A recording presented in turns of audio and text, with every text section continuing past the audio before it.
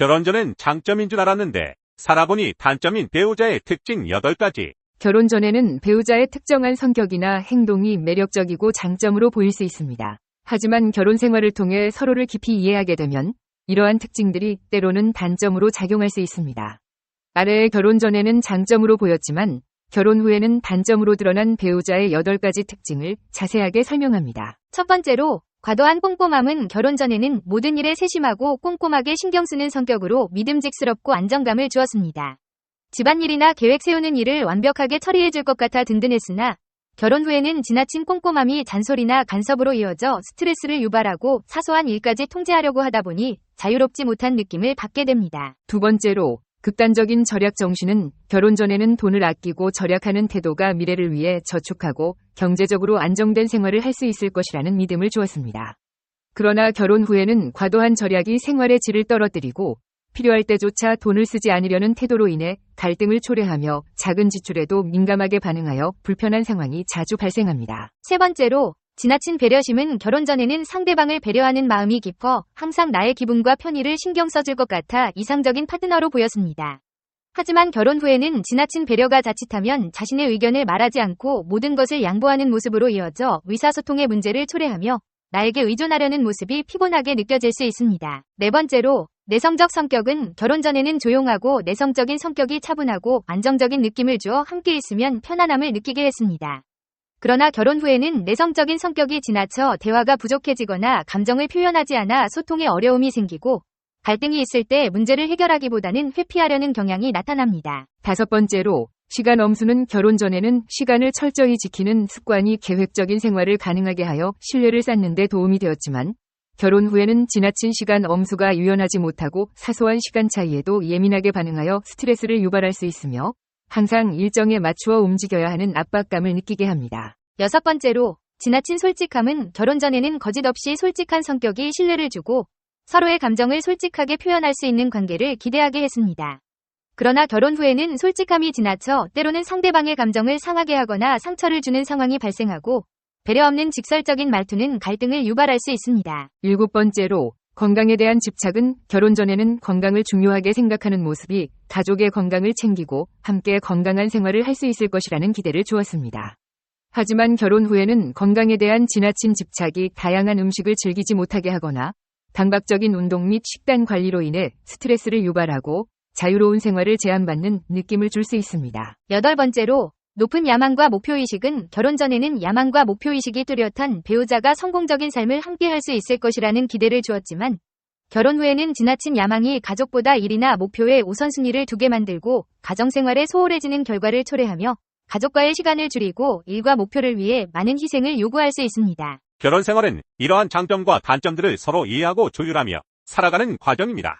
배우자의 특정 성격이나 행동이 때로는 장점으로 때로는 단점으로 작용할 수 있음을 이해하고 이를 통해 더 나은 관계를 만들어 나가는 것이 중요합니다. 결혼 전엔 장점인 줄 알았는데 살아보니 단점인 배우자의 특징 10가지. 결혼 전에는 매력적으로 보였던 배우자의 모습이 결혼 후에는 오히려 단점으로 작용하는 경우가 있습니다. 아래는 그러한 특징 10가지와 그 이유에 대한 설명입니다. 1. 친구 많고 활발하고 인간관계가 넓고 마당발이다. 결혼 전에는 활발한 성격과 넓은 인간관계가 매력적으로 보일 수 있습니다. 하지만 결혼 후에는 잦은 술자리와 늦은 귀가로 인해 가정에 소홀해질 수 있으며 배우자는 외로움과 소외감을 느낄 수 있습니다. 또한 과도한 술자리는 건강 문제를 야기할 수도 있습니다. 2. 정이 많고 의리가 많다. 정이 많고 의리 있는 모습은 좋은 성품으로 보이지만 결혼 후에는 가족보다 친구를 우선시하거나 보증 등의 문제로 가정 경제에 어려움을 줄 수 있습니다. 배우자는 가정에 대한 책임감 부족에 실망할 수 있으며 금전적인 문제로 인해 갈등이 발생할 수도 있습니다. 3. 나에게 돈을 아끼지 않는다. 결혼 전에는 데이트 비용을 아끼지 않는 모습이 사랑으로 느껴질 수 있습니다. 하지만 결혼 후에는 과도한 소비 습관으로 인해 저축을 못하거나 빚을 지는 등 경제적인 어려움을 겪을 수 있습니다. 배우자는 미래에 대한 불안감을 느낄 수 있으며 금전적인 문제로 인해 갈등이 심화될 수 있습니다. 4. 원래 성격이 항상 따뜻하고 정감 있게 말한다. 따뜻하고 정감 있는 말투는 매력적으로 느껴지지만 결혼 후에는 이러한 성격을 이용하여 외도를 저지르는 경우도 있습니다. 배우자는 배신감과 상처를 느낄 수 있으며 신뢰를 회복하기 어려울 수 있습니다. 5. 내 친구들, 내 가족과 금방 친해진다. 사교적인 성격으로 주변 사람들과 쉽게 친해지는 것은 장점일 수 있지만 결혼 후에는 이러한 친화력을 바탕으로 외도를 저지를 가능성도 있습니다. 배우자는 불안감과 질투심을 느낄 수 있으며 가정의 평화가 깨질 수 있습니다. 6. 남자답게 과감히 결정하고 추진력이 있다. 결혼 전에는 결단력과 추진력이 긍정적으로 보일 수 있지만 결혼 후에는 배우자와 상의 없이 독단적으로 행동하여 갈등을 유발할 수 있습니다. 배우자는 존중받지 못한다는 느낌을 받을 수 있으며 의사결정 과정에서 소외감을 느낄 수 있습니다. 7. 가족이 매우 화목하다. 화목한 가정 환경은 좋은 배우자의 조건처럼 보이지만 결혼 후에는 배우자의 가족과 자주 만나면서 갈등이 발생할 수 있습니다. 특히 시댁과의 관계에서 어려움을 겪는 경우가 많으며 배우자는 가족 사이에서 스트레스를 받을 수 있습니다. 8. 동안이다. 동안인 외모는 결혼 전에는 매력적으로 보일 수 있지만 결혼 후에는 배우자보다 늙어 보이는 외모로 인해 스트레스를 받을 수 있습니다. 특히 나이 차이가 많이 나는 부부의 경우에는 외모에 대한 압박감이 더욱 커질 수 있습니다. 9. 잘생겼다. 잘생긴 외모는 결혼 전에는 큰 장점으로 작용하지만 결혼 후에는 배우자의 외모에 대한 주변의 관심으로 인해 불안감과 질투심을 느낄 수 있습니다. 또한 배우자는 외모를 유지하기 위한 노력에 부담을 느낄 수 있으며 외모 관리에 대한 스트레스로 인해 예민해질 수 있습니다. 10. 유머 감각이 뛰어나고 재미있다. 결혼 전에는 유머 감각이 뛰어난 배우자 덕분에 데이트가 즐겁고 웃음이 끊이지 않았을 것입니다. 하지만 결혼 후에는 시도 때도 없이 농담을 하거나 장난을 치는 모습이 유치하게 느껴질 수 있습니다. 특히 진지한 이야기를 나누거나 심각한 문제를 해결해야 할 때 배우자의 농담이 상황을 악화시키거나 상대방을 무시하는 것처럼 느껴질 수 있습니다. 또한 배우자의 유머 코드가 맞지 않거나 지나치게 짓궂은 농담을 하는 경우에는 갈등을 유발할 수도 있습니다. 결혼에 대한 모든 것, 사람들이 결혼이라는 것을 아는 진짜 이유는? 사람들이 결혼을 하는 목적은 성별에 따른 전문적인 분업도 물론 중요하지만 친밀함과 따뜻함을 생산해내는 일과 자녀를 양육하는 일도 매우 중요하다.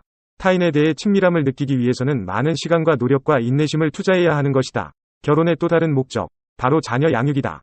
특히 여성들의 입장에서 이것은 매우 값비싸고 지루한 투자다. 여차하면 달아나려고 호시탐탐 기회를 엿보는 남자의 아이를 갖고 싶어할 여성은 아무도 없을 것이다. 만약 서로 간에 장기적인 약속을 할 수 있는 방법이 전혀 존재하지 않는다면 과연 여성의 모든 것을 투자하려는 사람이 있을까?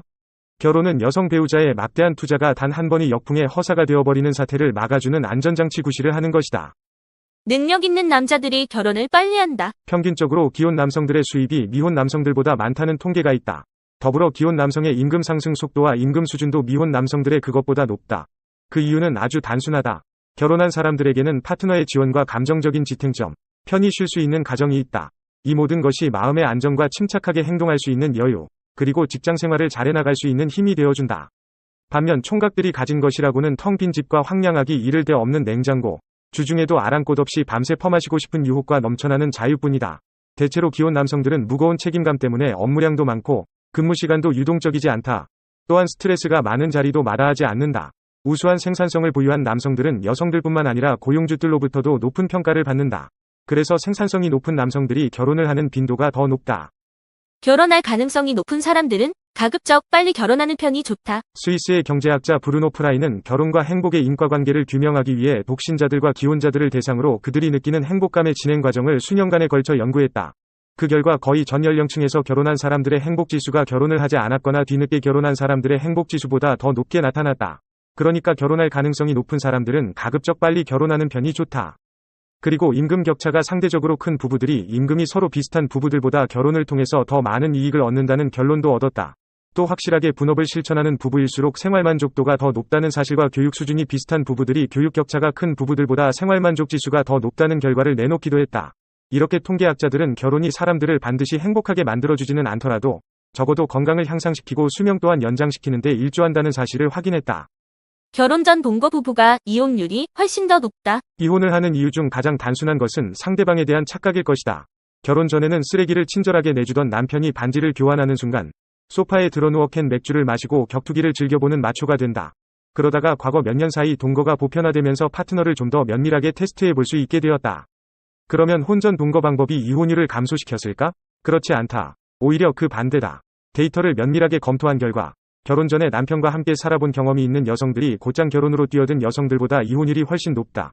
게다가 결혼 전에 함께 산 기간이 길수록 이혼 위험성이 더 높다.